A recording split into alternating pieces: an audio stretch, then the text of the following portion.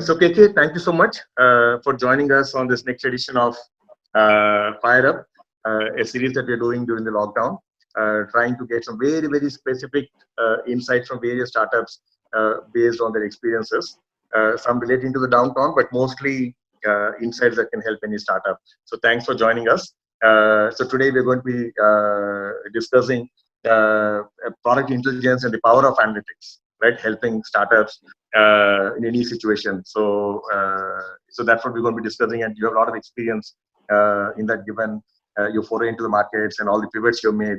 And how you have used, and also your product service analytics space at some level. So before we get started, KK, why don't you just quickly, in a couple of minutes, share your journey?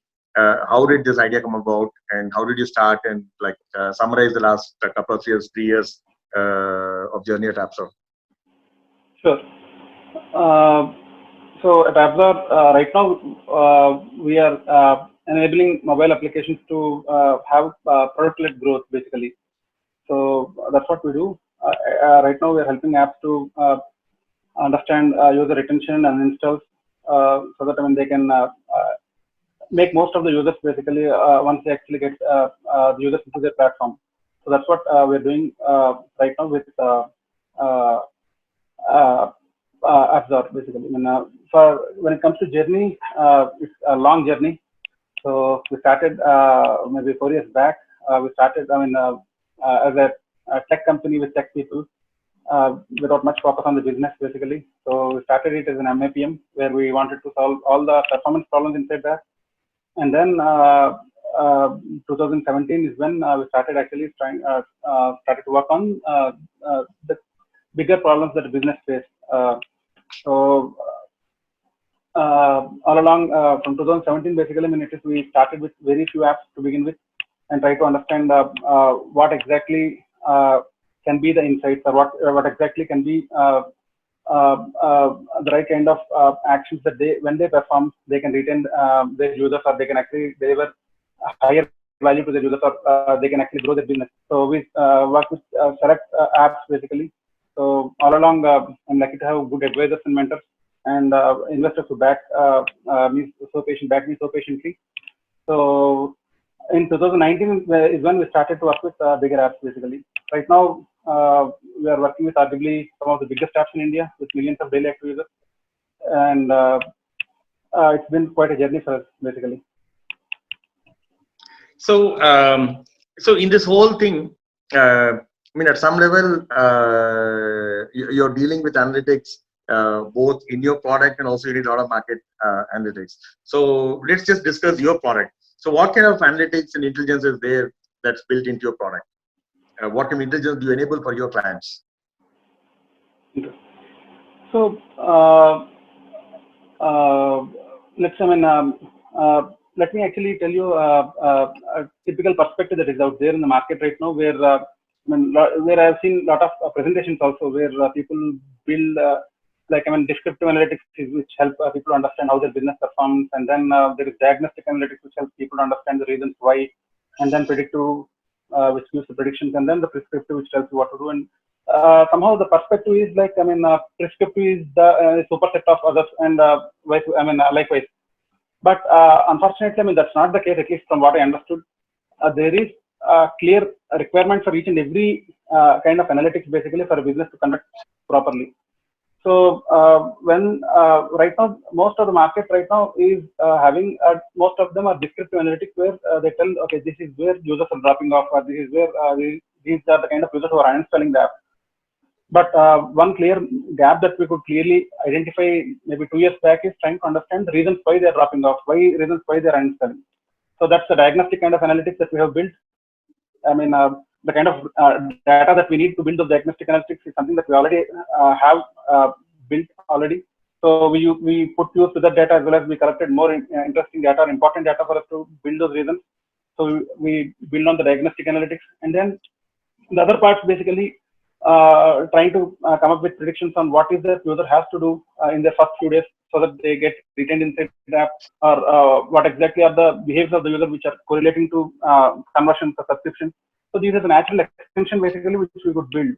and whatever prescriptions that happen are pretty contextual in nature, and also they're very specific to app. There's no generalization there.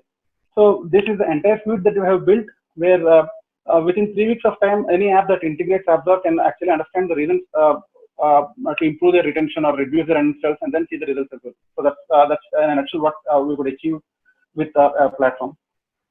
So there was a lot of data that comes into play here, right? I mean, there's a lot of data which has always been available at some level, right? Even if you look at mobile analytics, the data was always there, but for some reason was not looked at the way you are presenting. Right. So what all data comes into play here? What all data that was always available that you are now tapping into to give this intelligence to your customers? Right. So if you look at the kind of problems that one solves with data, basically, if you try to understand the marketing side of problems, like, am I targeting the right kind of users, or is my campaign really giving me the right kind of results? You need a different kind of data to that, and then the kind of analysis that you do with the data is entirely different. But when you try to solve the core product problems, basically, like, yes, I have a user, and what kind of data can help me understand whether he's really engaged with my product or not, whether he's really understanding, how can I make him come back to the app again and again. So here, what you really need to understand is, you need to understand the data which is very specific to the app. Like, the dimensions or the metrics that you track for an EdTech app or an OTT app or an e-commerce app are entirely different.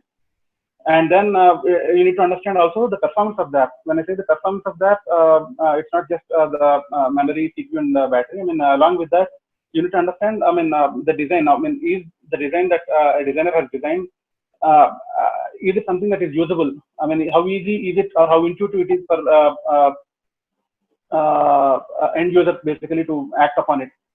So these are certain aspects that one needs to understand. And this data basically is there's no easy way to actually collect this data and to make sense out of it. The conventional way of doing this analysis basically won't work here. The conventional way of doing analysis is, you collect this data and then send it to servers and then try to build different models around that and then try to make some sense out of it. That doesn't work here. So if you want to understand a spike in memory, basically you have to understand it in the spike. If you want to understand a user pattern that is different, basically you need to understand it in the client. So as the user uses the application, any anomalies, basically certain aspect of the signals have to be caught in the client itself. So that's another dimension of data that we collect when I say performance of that, and that you put with who the user is, context of the user. Who the user is along the context of the user. Context is again very important factor here. So the same user, maybe 10 o'clock in the morning, he might be using app in a different way. His intent inside the app might be different. And the same user, maybe 10 o'clock at night, he might be entirely different. He might be using it for lesser amount of time. So the context defines many things. So ability to understand data in real time and try to get signals out of this data from all dimensions that are happening as the user uses the app, and then putting this information to actually make insights. Basically, that's what distinguishes from other platforms. So in general, see, there was data, and at some level, your whole product is built on such data. But if you look at in general for any product, what's the role such data, even if it's not primary to the product, what do you think is the role such data and insights can play? Yeah. So one thing, anyone who has actually spent significant amount of time, more than 6 months, into any serious business, basically any serious app or any business for that matter, would realize for sure is their success is entirely dependent on the number of experiments they conduct and number of right experiments they conduct. So I have seen applications, or I have seen apps basically who did the right kind of functionality, did the right kind of features, or who just copied which is available out there and then try to see if it works or not. The spray and pray mechanism, it doesn't matter whether how many resources you have. For larger organizations, basically, it's not that larger organizations can do more experiments. Their experimentation cycle is big. So the number of experiments that a company can do is very limited. So how effectively you can conduct the right experiments and how fast you can actually get to the right product is entirely dependent on data and your data strategy. And most of this data is again have to be a product information or product intelligence data, and it is not something that you just look at market intelligence and market research and then try to actually build out of it. So you need to understand, let's say I'm building some functionality in a certain way. How effective is it? Is it in the execution there's a problem, or is it my understanding of the user of using the functionality is the problem? Or is it like not many users are not discovering and hence basically it is not actually working? Or is it like users are discovering but still they're not liking? Or is it only a particular set of users who are actually liking it? And all these things have to be answered, understood, and built and iterated with data. So now you're talking about any product, even for the product usage itself. Like, I mean, right. Even they need to weave in analytics into the product, even as it is being used, so they can get insights at different levels. Exactly. What all kind of parts of the product are they accessing? Where are they having issues? What kind of data are they accessing? So you may discover possibilities. That's what you're suggesting. If you understand how they're using your product, you may discover new possibilities that you didn't even expect. Exactly. In fact, right? So that's the analytics you're talking properly. About. Exactly. If I understand properly, I mean, Musically is again a product that is that has come out of data. They have started with some other app. True. So in your case, your product itself is that any company that's having a mobile application can use your product to get these insights. Right. But I think if they don't use your product, what you're now saying is that such insights should always be woven in one way or the other. They use a platform like yours, or they kind of collect this data themselves. Almost all businesses today collect some form of analytics on how their product is being used and what is being done. But let's become a more conscious choice and not just an afterthought, right? Yeah, every business right now is collecting information. I mean, right now collecting data, and actually they're very data driven. Most of the businesses that I'm seeing are data driven. But the point is, what are they using it for? I mean, I can say for sure, 90% of the companies which are actually spending a single penny on marketing will certainly collect data and understand whether their spend is being done right in the right way or not. But unfortunately, I mean, there's a lot of amount that is being spent on product that is not being measured properly. So that's where we actually come. So now, if you take enterprises, right? I mean, this is one where you look at some startups or somebody that's building a product. But if you take enterprises, how can enterprises use such an intelligence? I mean, like they also have their own applications, may not be products, but they also have applications. The large enterprises have like thousands or tens of thousands of users using some of their applications. And if it's consumer, it's like any other product anyway. So what are considerations that they should have when they look at such intelligence in terms of how the product is being used or their project or the application is being used? Yeah. So when it comes to enterprises trying to work with limited number of users, basically here the LTV of a user is very high. So you need to have a strategy where you understand them quantitatively as well as qualitatively. So let's say if a user, if there is a ticket that is raised by an end user, or if basically a user is, you have onboarded a particular company into your platform and still they're not using it for a good amount of time, it's a very big signal that they're not going to use it, they're not going to continue the subscription. So for you to understand, you need to mix the right amount of qualitative and quantitative data. So again, the qualitative data can be like, I mean, connect contextual surveys inside your product, or conduct look at the qualitative data, what really happened with the user when they are actually trying to use your product, and then put that usage to actually understand behavioral patterns out of that, and then try to make a quantitative sense out of it. So that's something that clearly see enterprises might be needing, and some of the customers that we have in enterprise space are actually using it. In fact, they want the screen recordings also be taken so that they would understand it in more detail. So, if a startup has to do it, okay, that's an enterprise view when they're building their own solutions. Now, if a startup that's doing, like, say, some cloud-based solution, so what all? I mean, obviously their business is not they're not in the business of collecting data, right? They're doing something else. Maybe they're doing some transaction service or cloud-based some business service that they're offering. Now, what can the considerations of? I mean, what can their considerations be, or how can they incorporate the product intelligence into their solution? What are some of the do's and don'ts? Yeah. So again, it boils down to the right kind of experiments they do to achieve market fit, and if the market fit is already there, But even for the they need to collect the data. So how do they build this into? See, when they wanted to collect data may not be easy. So it means like the data should be woven into that system itself. So the data is available. So when you want, you look at the right data for your analytics. So how can they weave in the data collection? What are some tools or approaches to weave in data collection first, and then the insights come later? Yeah, they can integrate Apxor plug and Absolutely. play. If it's a mobile app for sure. But what if it's a cloud-based non-mobile app? What are the other Yeah, options? yeah. For them, basically, I mean, it's collecting data. There has to be a certain amount of client intelligence. Let's say we're talking about an IoT solution or entirely cloud-based application. So they need to have a certain amount of client intelligence where they not just dump whatever data that is available at the client side, but also have certain filtering criteria or basically an ability to run certain uh, deeper queries which identify patterns in the client itself. So that that will help them to pass the right kind of signals so that the analysis becomes more and more easy. Otherwise, I mean, I've seen many companies complaining that they have a lot of data.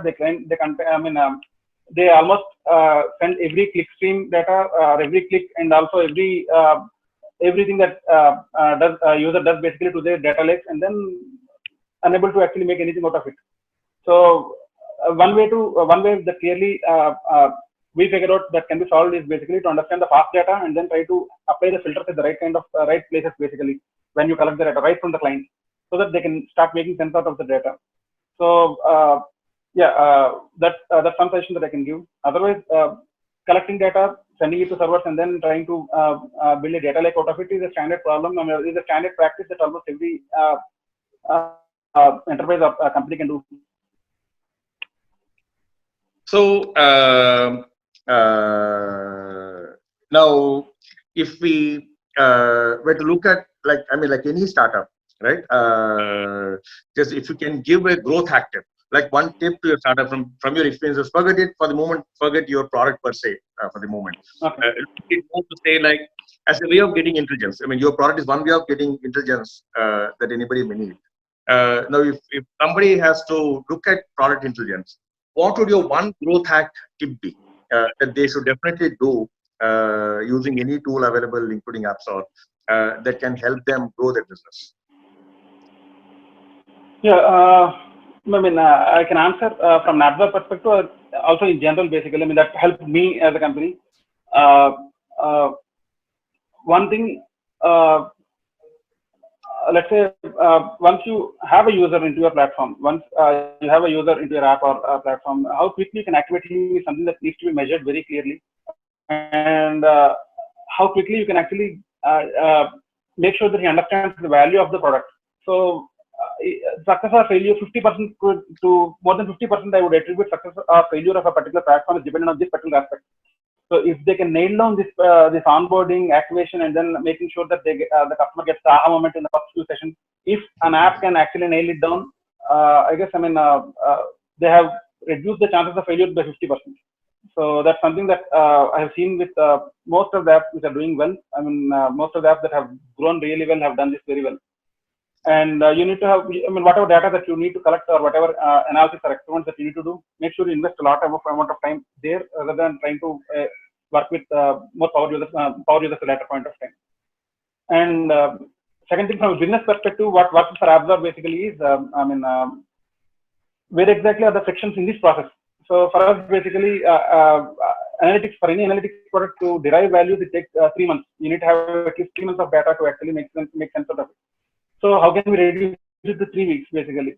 So how can you reduce it to 3 weeks? And what sort of data, what sort of templates that you can actually build so that you can derive, we can actually show value to the customer. That's something that how can you reduce the time?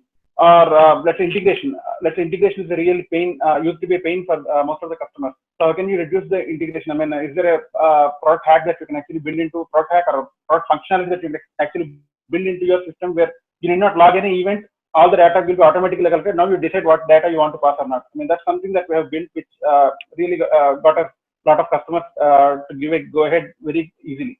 So these are things that we need to understand your onboarding activation has to be very clear. If you can reduce the time out there and then make sure that your customer gets value very quickly, I guess 50% of the problem is solved. I think make a lot of sense. I think so. You have to use this, and like you said, like there's also a continuous process, right? I mean, these insights don't stop. So it means like you have to make sure, as a first step, you start collecting data in a way that you can analyze. And the second step is, like you said, keep conducting those experiments constantly to see what's happening. Every now and then, kind of step back and look at how it's being used to either discover new possibilities or also discover things that you thought were working is not working. Exactly. I think that's a continuous game to make sure, like, I mean, like as a growth hack, not just collect the data, but keep looking at it and connect those experiments is the most important. Yeah. So the right kind of experiments done at the right pace will determine the success of any app. I mean, that's something that I've seen for sure working. So That is true. And also, what might have been working 3 months back, 6 months back, may not be working right now. So I think you should constantly keep looking at it to make sure, like, you don't get blindsided by something like this. Yeah. Right now, the biggest negative word is positive. So what's it called? Sorry. The biggest negative word right now is positive. True. So KK, thank you so much. I think we've already hit our, we've gone past the limit. Thanks for taking the time, and hope you're discovering some opportunities in this downtime as you talk to people and such. And so all the best, and stay safe.